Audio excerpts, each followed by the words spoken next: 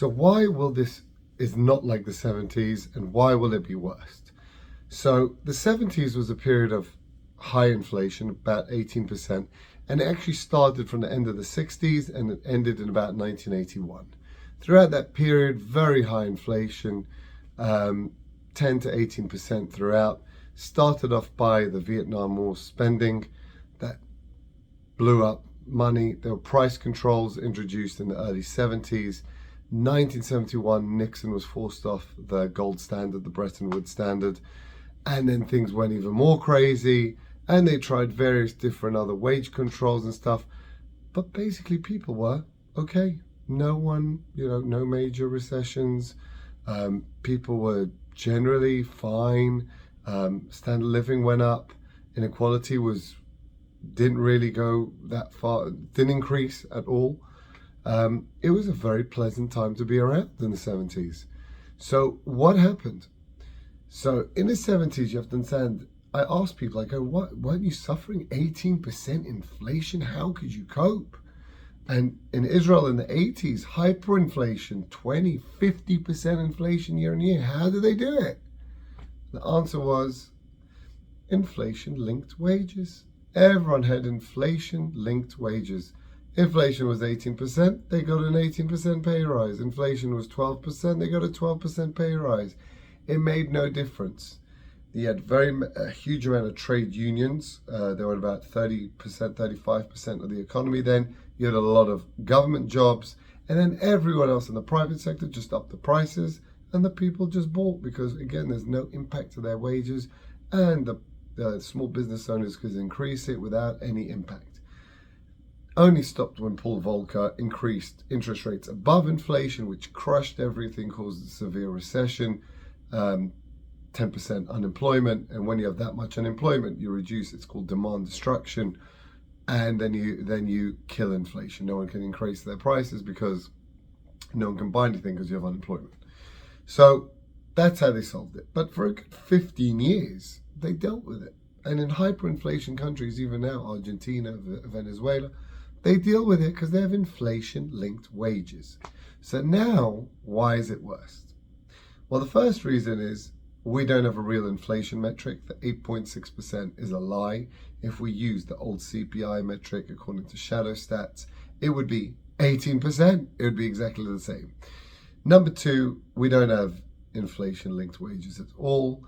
Wages increased year on year up till now in June is 5%, which means they've lost 3.6% of their spending power has been reduced in the last year. It's going to get worse as unemployment increases. Obviously, they can't increase wages even more.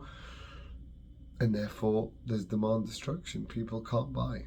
There's no inflation-linked wages. People are just suffering and absorbing those inflationary pressures. So what I predict is, because of this demand destruction, that inflation rate will come down. In fact, I haven't seen a year, 2 years, inflation will be back to 2%, 3%. I don't see it persisting. And the reason is this. Oil at the moment is $120. I can see it with the stupid Putin sanctions and the stupid ESG rubbish that they're pouring out.